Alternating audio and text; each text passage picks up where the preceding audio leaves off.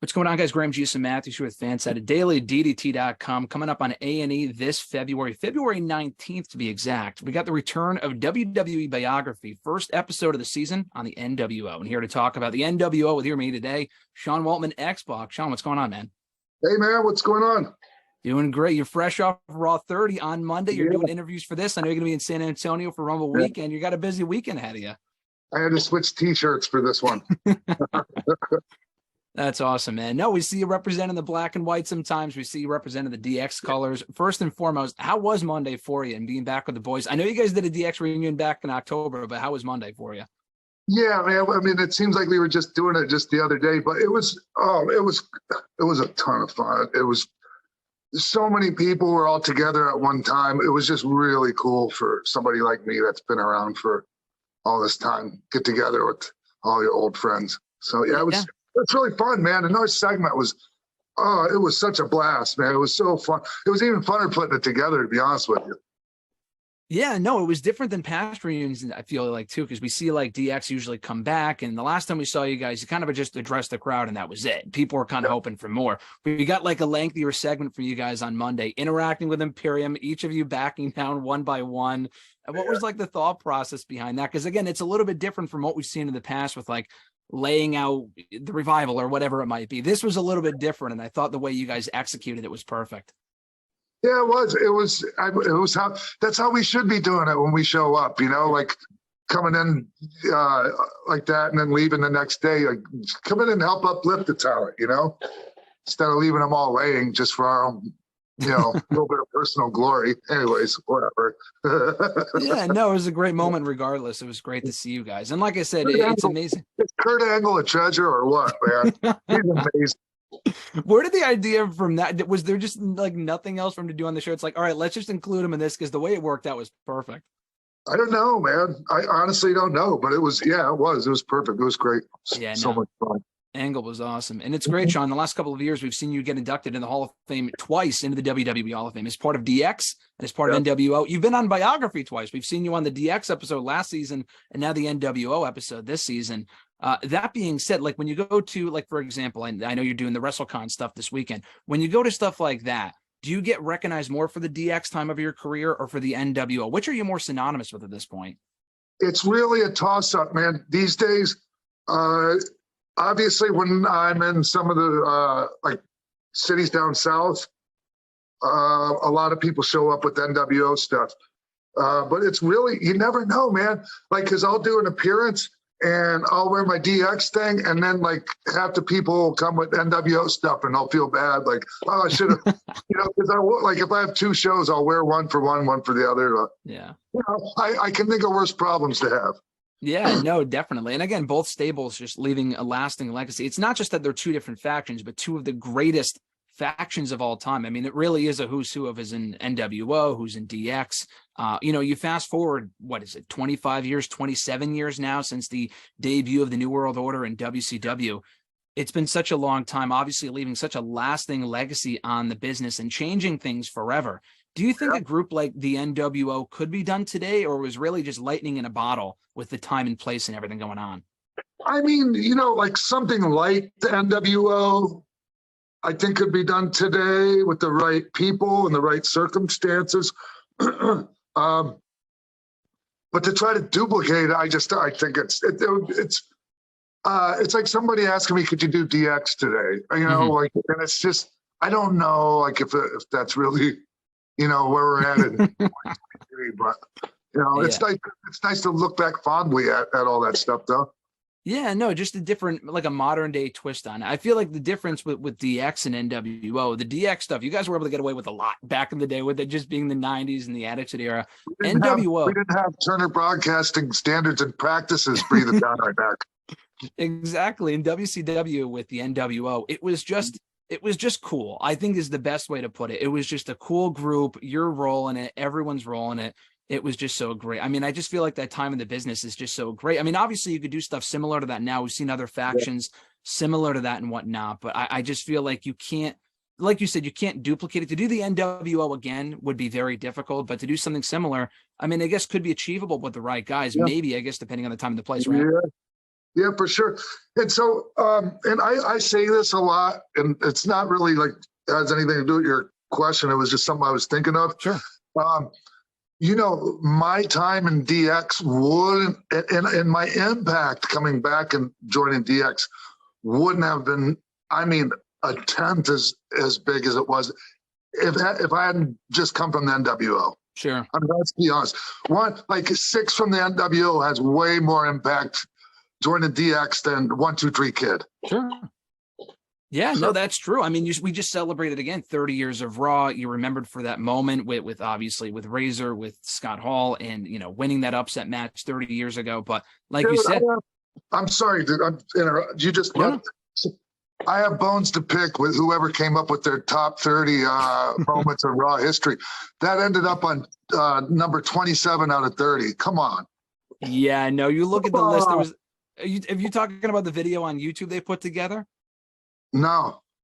There was, what is it, an article or something? No, it was just some like the Raw, like the 30 top moments of Raw. I don't know. I'm spending too much time worrying about it, I guess. No, if it's the one that I'm thinking of, they left out a lot of key moments, but no, it should have been a lot higher on the list if that's the one that you're talking about. I think they left out Chris Jericho's 1999 debut. I mean, how do you leave that off the list, Come on. Really? I think so. Okay. If it's the same list that we're talking about, I'm pretty sure they left that I off think so now I don't feel so bad. It's just one person's opinion, of course. But again, just with the group and what you guys were able to do is just so great. And obviously we've seen a few different iterations of it over the years, not recently, but it was 5 or 6 years later. It was attempted again in WWE. You fast forward to 2002, you were part of the iteration. What about that version of the group to you? I mean, I'm sure you've talked to this before, but just talk about that reunion in 2002. Short-lived. I know it didn't last too long on the Raw roster, but how that kind of came together and your thoughts on the whole reunion. Well, I think if you don't compare it to the original NWO run, I think it was good. Mm-hmm. There's no way of not comparing it. Sure. Because in the original NWO, like kicking all that off, NWO ran through anyone and everyone for quite a while to build, to get the heat they had, to build up that much steam. And it just wasn't going to happen in WWE. We weren't running through everyone. It just was different. And, there was issues, like Kev got hurt. Scott had his issues, and it just, kind of fell apart. But it was great for me because I had a bit of a lull in my career, to put it mildly. I was out with an injury, and I came right back into that spot, that NWO spot when Hulk turned babyface. And I came out and I hit him with the chair, and he was bleeding like a pig. And so that was great for me, and I had a nice little main event run, and all the main events on all the house shows, made some good money. And then, ended up, my last matches were on top around there. So I'm grateful for it. I understand, it's not looked at, in the light that the original NWO run is, though. So, and I totally get it. No, you're right, though. I mean, it's impossible to compare the two. I mean, if you do that with anything, I mean, the original NWO, the original DX, it goes for the same thing. There's different times and places for different things. So on its own, as its own separate thing, it was good, like you said, and left an impact for a lot of people watching WWE back in 2002. After that, to your knowledge, were there any other attempts at not recreating NWO, but doing another reunion run? I know there was attempts in other promotions, but I guess WWE specifically with you involved that of. I don't think so. No.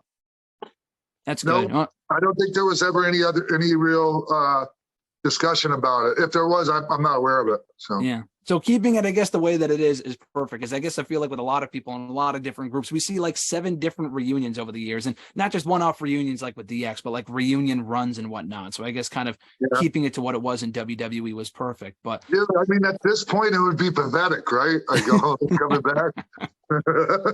Well, we've seen you guys back on Raw a couple of times, and it's always great to hear the music. Always great to see you, regardless of whether it's for DX or for NWO. And of course, the timing of the episode is going to be super imperative with this one coming out in February. Obviously, coming close to 1 year of the passing of Scott. Obviously, original member of the group, close friend of yours, beloved member of the wrestling community.